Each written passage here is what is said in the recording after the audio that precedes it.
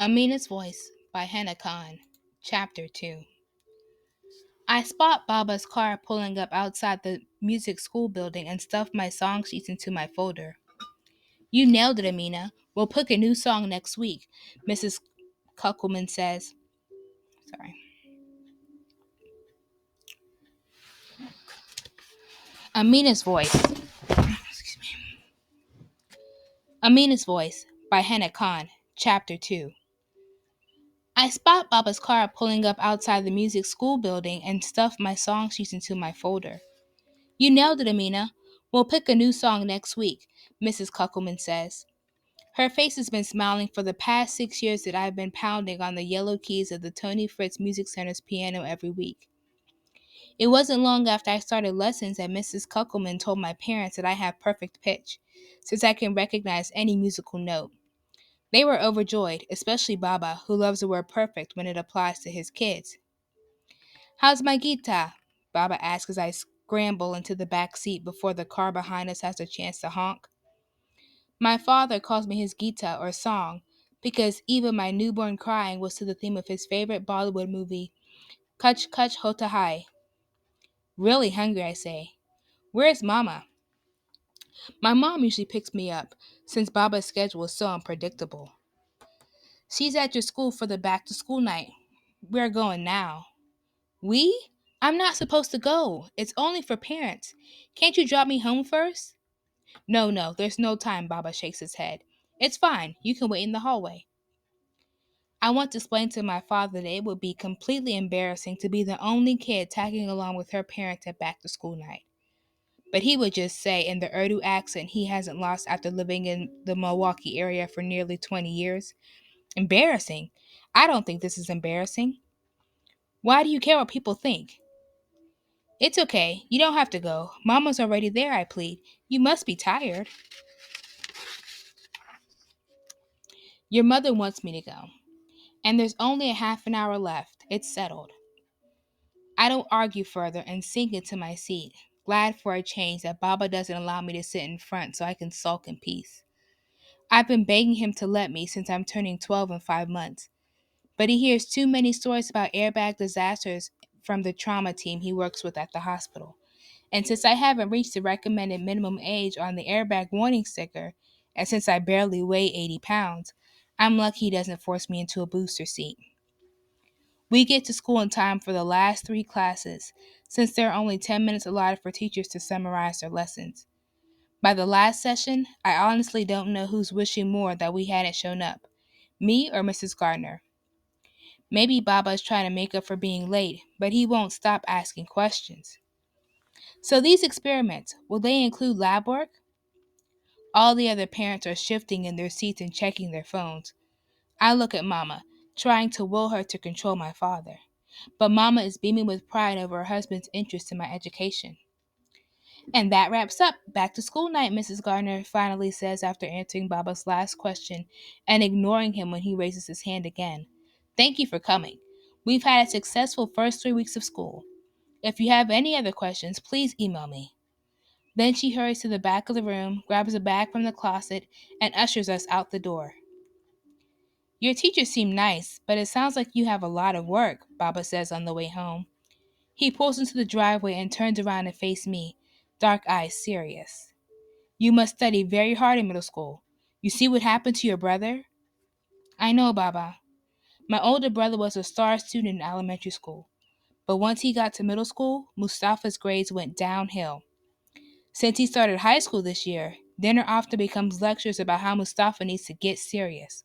And a few nights ago, when they thought I was in bed, I heard my parents talking about him getting out of control like those American boys. I am American, Mustafa likes to remind them whenever they say something like that to him. Sometimes he even mutters, if you didn't want American children, you shouldn't have moved to this country. But usually only loud enough for me to hear. Hey guys, Mustafa says as we walk through the garage door. He's sprawled on the old section with the television remote. We aren't guys. Is it so hard to say salam properly to your parents? Mama grumbles while I put my shoes away. Her accent, along with her complexion, is a bit lighter than my baba's, and people have a hard time guessing that she's from Pakistan. I smile as I remember that guy in Urdu. I'm sorry. I smile as I remember that guy in Urdu is the word for cow. Mustafa winks at me as Mama goes into the kitchen to warm dinner. Mustafa's in a good mood, so maybe we can eat in peace. How was back to school night? Mustafa asks as we sit down at the table. Who'd you get for homeroom? Miss Bixler. I don't hide my surprise that he's asking. My brother doesn't usually act like he cares a whole lot about me or what I'm doing. When he isn't watching TV, he's texting his friends or pushing past me in the hallway to go to his room and close the door. Is she new? I don't remember her, Mustafa continues chewing. Yeah, I think she started last year. If Mustafa had Mrs. Bexler, she would have probably asked me, Kokar, are you related to Mustafa on the first day of school? Our last name is an obvious giveaway, and I'm used to being linked to him. But now I don't know what to say when his old teacher asks how he is doing. I figure they don't want to hear about the C he got on his science test or how he was grounded for the past 2 weeks for talking back. So I just stick with he's fine. Did you finish your homework? Mama asked Mustafa. I did it all at school. Don't worry, Ma, Mustafa replies with a mouthful of chickpea masala. It has too many onions in it, and I pushed my food around on my plate with my naan, wishing sorry, wishing I were eating the rest of my peanut butter sandwich from lunch instead. We won't worry when we see all A's on your report card. Baba clears his throat like he always does when he's extra serious. You're in high school now, Mustafa. It's not a joke. I know, Baba. Relax. The school year just started. Mustafa puts down his fork, his head lowered, and I brace myself for another argument. But as Baba wipes his plate, Mustafa jumps out of his seat, stacks the dirty dishes, and carries them over to the sink.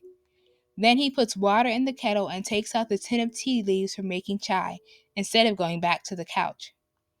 What does he want? So, I was talking to my guidance counselor about college and how I needed some extracurricular activities, he says, while loading the dishes into the dishwasher. Did she suggest mathematics club or science club? Baba asked. That would be great for getting into medical school.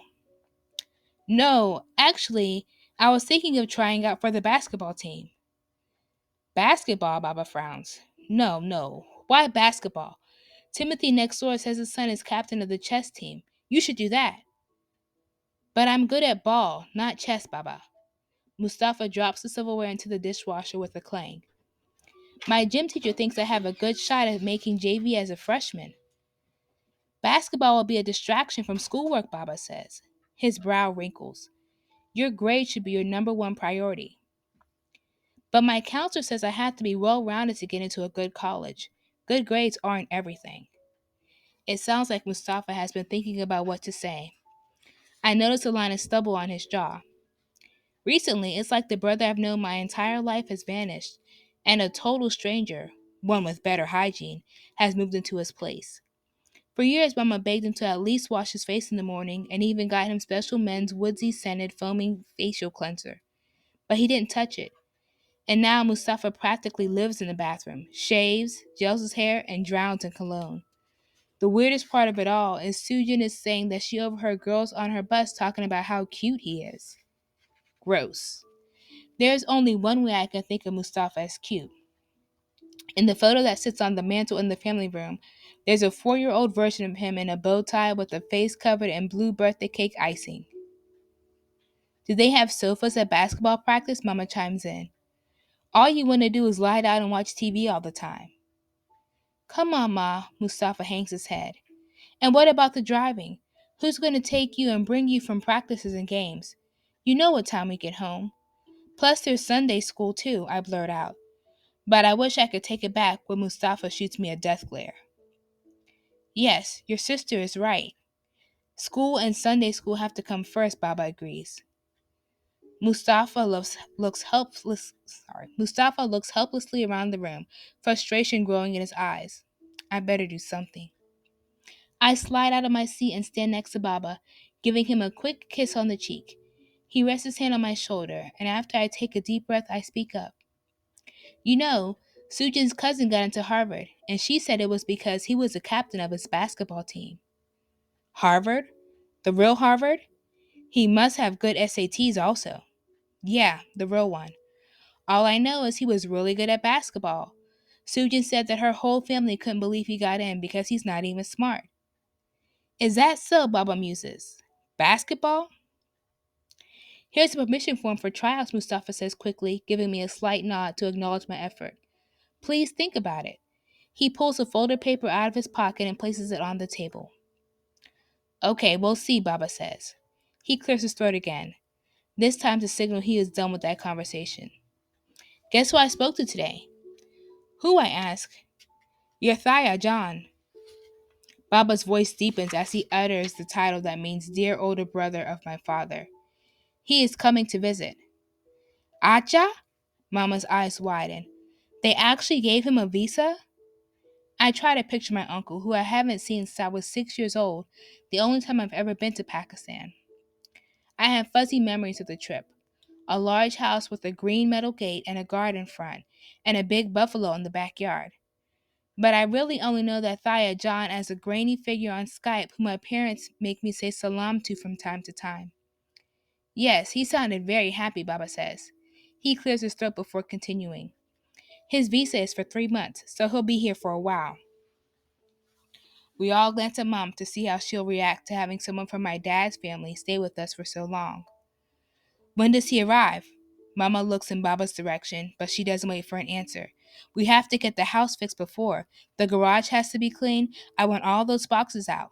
Mama rattles off more tasks in super hostess mode. But then she stops mid-sentence and points at Mustafa and me with a warning look. And you two better behave. No fighting and no being rude. That's right, Baba says. I want my brother to see that my kids are just as disciplined as his, and that I made the right decision to settle here. I don't think he's ever forgiven me for not returning to Pakistan. What do you mean? I ask. My brother always thought I'd come back after my residency, but I didn't. Baba's eyes grow thoughtful. You know, I was only a couple of years older than you, Mustafa, when my father died and your uncle took care of me. I respect him so much that if he told me it was day outside when it was night, I would agree. That makes no sense, Mustafa started to argue before Mama shushes him. That's the way respect works. No talking back. Remember what I said. You two better be perfect. Mustafa and I exchange grimaces. Even though I'm happy for Baba that his brother is finally coming to America, he's basically a stranger to me. And 3 months is an awfully long time to have a guest live in our house, especially someone who is never wrong. Plus, it's going to seem like a whole lot longer if we have to pretend to be perfect the entire time.